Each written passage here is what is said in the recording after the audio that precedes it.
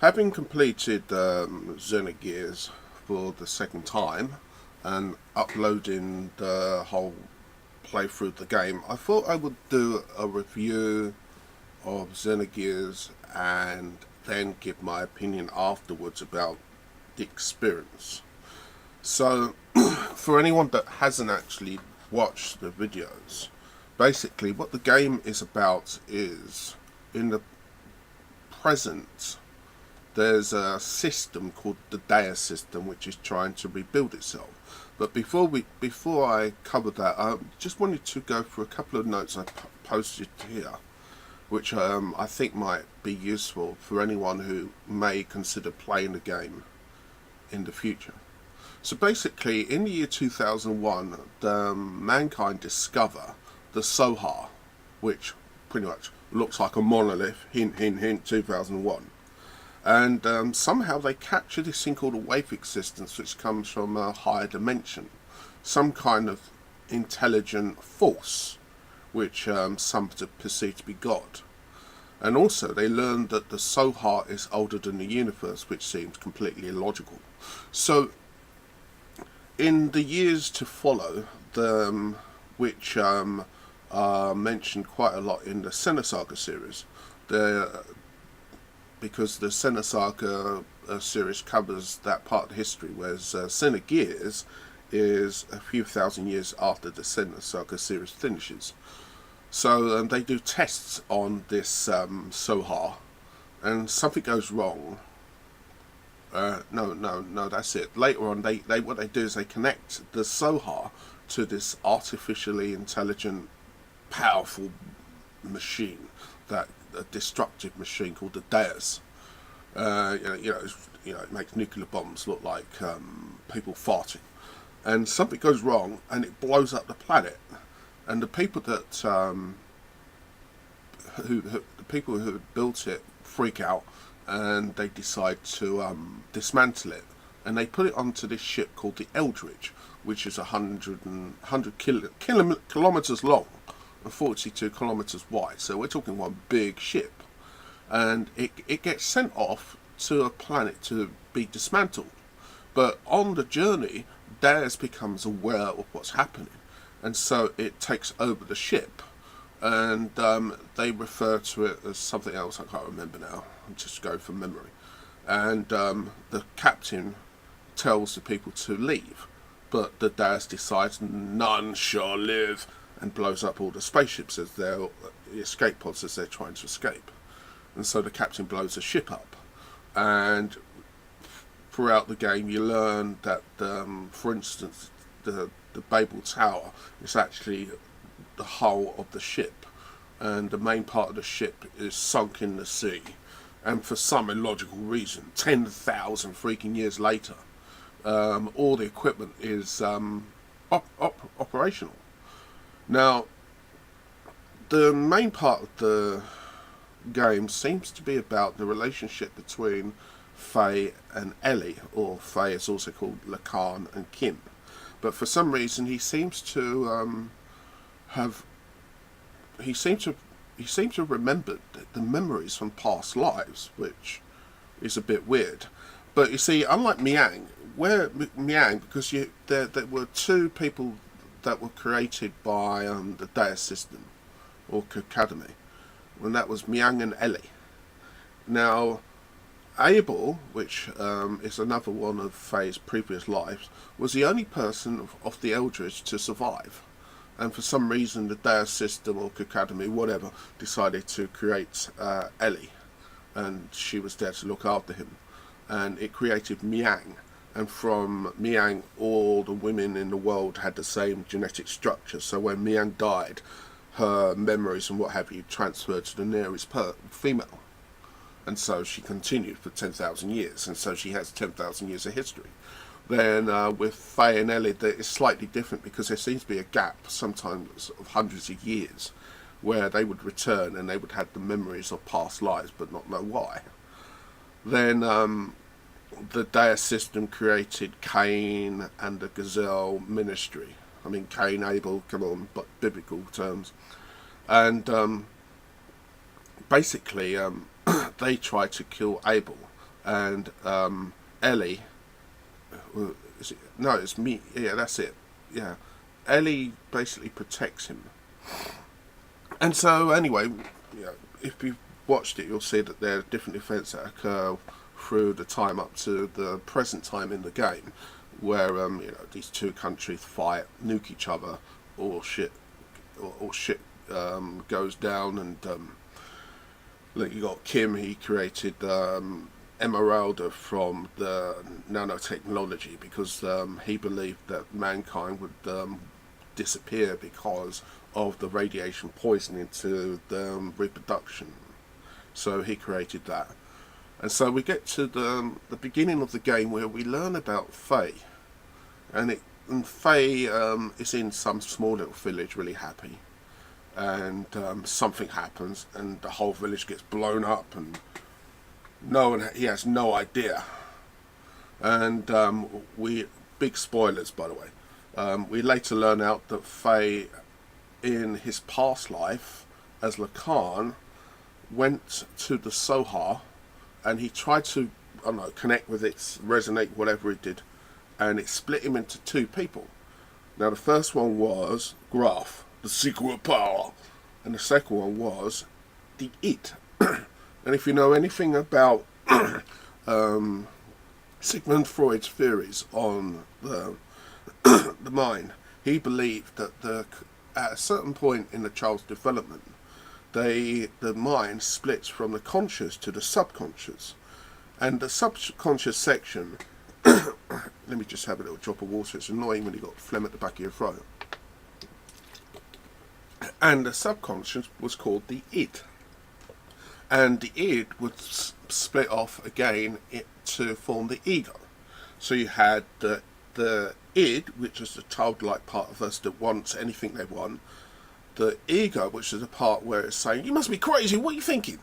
And the super ego was a part that would negotiate. So the id wants whatever it wants. The ego is saying, you can't have that, that's ridiculous, what are you thinking? And the super ego will say, well, what if we did this? And it would negotiate. Now, with Faye, the id wanted to destroy everything, burn everything.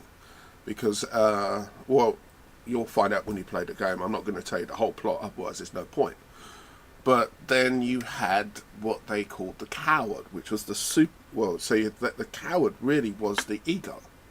Whereas the id was prepared to kick butt and do everything, the coward was a skip for afraid and refused to do anything and locked himself in. And Faye was the third character, which was the super ego, the one in between. So anyway, I'm just trying to explain the mechanics of the game and how the different aspects of Faye's character developed and how it worked. And so basically we learned that this is terrible, I've completely forgotten the first part. So but yeah, basically we learn about the fact that Kislev wants to take over the world. That's never happened before. And so Bart and Saitun, who works with the Emperor, it sounds like Star Wars, but anyway, he works for the Emperor, and he's sent down to observe Faye because they want to see whether or not he will be a threat to them. Because as you'll see when you play the game, when he becomes id, he has unlimited power, and because he's the id and the child, he has no control and he has no understanding of maturity and the effects it has. So that's what Saitun is there for. And so basically the whole game, you go to different places like any RPG, and you fight different people and you learn about new characters, and they've got their typical cute little thing, because I've noticed that after, it probably was the case before, but the one anime that sticks out in my mind, which was the first one to do this, was Tenchi Muyo. And in Tenchi Muyo you had Ryoki, which I've got here we are. 1 second. So anyway, you've got Ryoki, who is the cute little the sort of character that is in the anime. And then afterwards, things like Magic Knight Raya, which I've got the animal upstairs, but I'm not going up there. And in Xenogears, you had this thing called Choo Choo, which was their version of the cute little sidekick. Um, and well, it just seems like something that the Japanese do, partly because you can then sell models. And one thing I noticed that they do, which if you've ever watched any Gundam series, is they upgrade the gears, the models. So you've got the normal models, and then you've got the Omni gears, where like these powerful versions where what happens is the Soha, because what it is, you've got the Soha, which is the main thing, and they make like replicas, and they call them Anima and Animus, male, female, I don't know, it's just a block of something, I don't know how you could call it gender wise, but maybe they took the idea from the French because they have masculine and feminine for their words. So anyway, so you got these animus, and when they merge with the gear, they kind of upgrade. But I suspect they did that so they could make a whole new range of toys to sell to the kids, because in Japan they do that all the time. I mean, in Gundam sometimes they upgrade 4 freaking times, and they just release a new range of these poxy toys, which is okay. But damn, man, those things are not cheap. So if you don't want to become poor, don't let your kids watch Gundam, because they say, I want that, and then they upgrade, I want a new one. Almost like supporting a sports team. So, but anyway, so that's what happens with the Gundam. So, now, I would say that for me, the two criticisms I have. Oh yeah, one last thing I've failed to mention. The whole purpose of the game from the enemy's point of view is that the DAS system wants to rebuild itself. So it's been creating this plan to create enough humans to become part of it, because the DAS system is not just mechanical like a computer. There are organic portions of it. And so its theory was, if it gets enough humans, it can then turn them into some weird matter, which can enable it to become bigger. That was the idea of it. And so the all this crap up to that point was just to rebuild the Deus system, which is quite a simple plot, but the way that they do it makes it confusing because they keep going back into the past. But if you have no idea where in the past they're talking about, it's very hard to gauge, because we tend to be linear. It's like the year 0, God created the heavens and earth, whatever. The year 2001, the monolith turned out saying hi, and basically evolved apes, what have you. The point being is that we like to have a timeline, but because they don't give you a timeline and they had these events, it could be anywhere, which is quite annoying. It would have been nice just to indicate with a time frame what was going on. That's just my opinion. And the second thing that I wasn't keen on was this love story between Ellie and Faye, which went on throughout time. Now, I thought that Ellie was a very weak character. I know that you said you got to take into account, because it's Japanese. It's very likely that when they were making this game, they were thinking that it was going to sell well in Japan only, and as a result, the female characters in this game seem to have a demure of a sort of quiet, passive, polite attitude, which is the norm in Japan. And in Japan, they actually frown upon anyone that isn't that. Their role in Japan is they're there to make the men look good, to be there to laugh at their jokes. And for me, I don't agree. I think that women should be treated equally to men, but then they should also act equally to men. I don't want some whinging person sort of frightened all the time, and you have to go and save her all the time.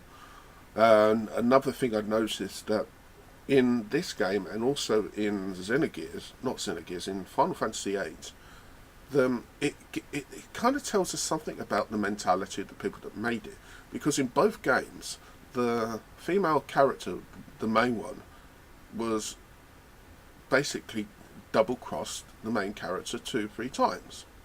And it gives us an insight into their psyche, because it seems to imply that they think that women can't be trusted, because they'll basically backstab you when the situation arises, because they're only with you for what they can get, and when someone else comes along that's better, they will just drop you for them, which is not true. And it just felt forced. I mean, near the end, where you got Faye going on about Ellie, it's like, to me it was like, oh God, get a room, man, you're getting on my nerves now, go away, I don't care. And the third thing I would say, which I wish, well, actually two more things. The third thing I would say that I didn't like was there were far too many random battles, and at the wrong time, because in Xenogears, for some reason they thought it would be really cool to have puzzles, which is fine. I mean, Tomb Raider's got puzzles, it works well, but in Tomb Raider, you're not trying to jump across a freaking cliff and have a random battle halfway through the jump. Or they got these mazes and you've no idea where you're going, and you'd be like, walk, walk, battle. Okay? Walk, walk, battle. It became very, very annoying. Well, just my opinion. And the last thing, what was it the last thing I was going to mention? Let me think now. The love story, random battles. Yeah, this too.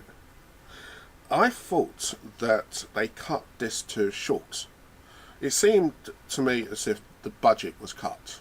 They decided, we can't be bothered to invest in this game because it's costing us way too much money. Right, how can you make this game to budget? And so the second disc, there's a lot of dialogue, and there is nowhere near as much actual gameplay. On the second disc, I reckon there's from, say, 20 hours, you've got maybe 5 hours of gameplay and 15 hours of dialogue, which is a lot to actually read. And I just thought that it just looked like they just gave up. They just couldn't be bothered.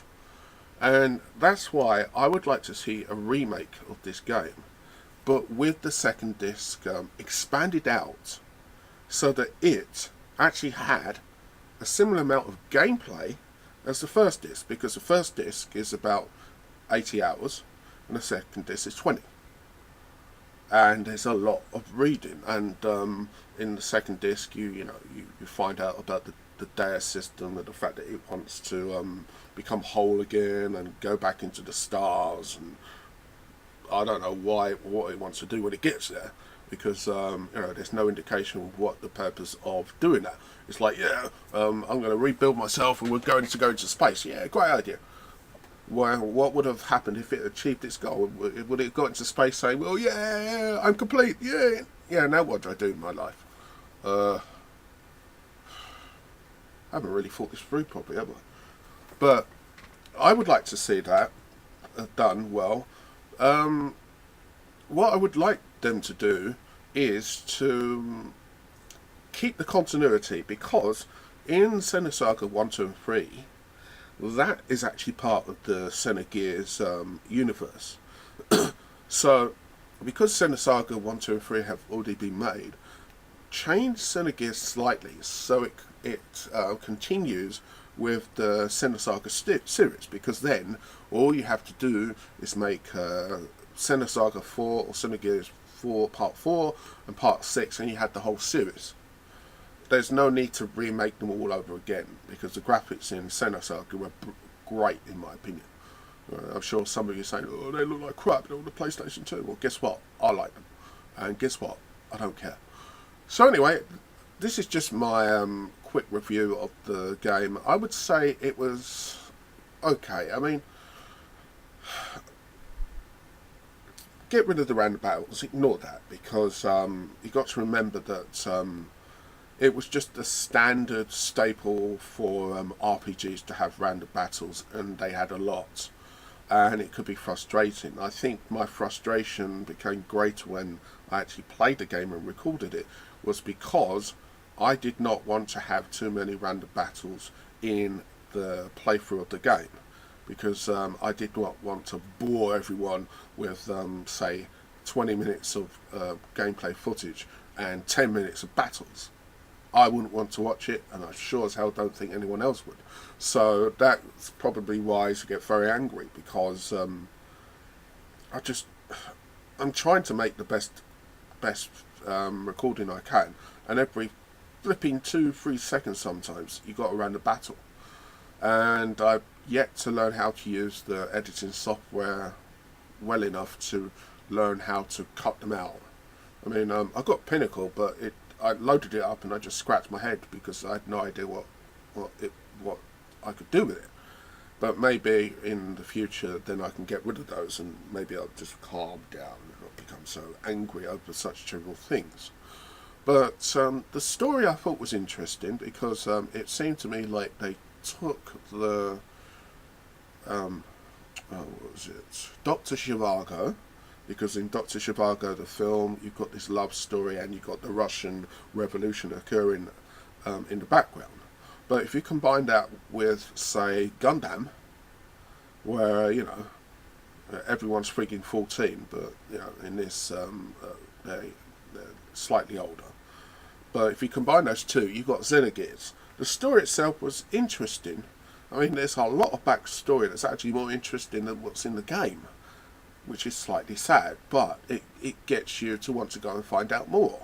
Find out about the Xenosaga games, which are in the same universe. So it wasn't bad. I just feel that if they made a remake, get rid of that stupid love story because it was just badly done. I mean, a good love story is worth enjoying and playing, but it just felt like it was a love story created by men who had never actually been in a relationship and have no understanding or concept of how love works.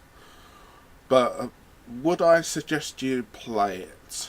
I'm not sure, because you would have to look at the Perfect Works before you play the game, and the Perfect Works was only released in Japan, and you have to go searching on the net to find an English translation. I mean, I've got it, and I'll send it to anyone that requests it, but the point being, you have to look at that first before you play the game, because if you don't actually look at the Perfect Works, which is why I made a little video, audio log earlier on in the playthrough of the game for people who've never played it, so that you've got the backstory. Otherwise, a lot of it does not make sense.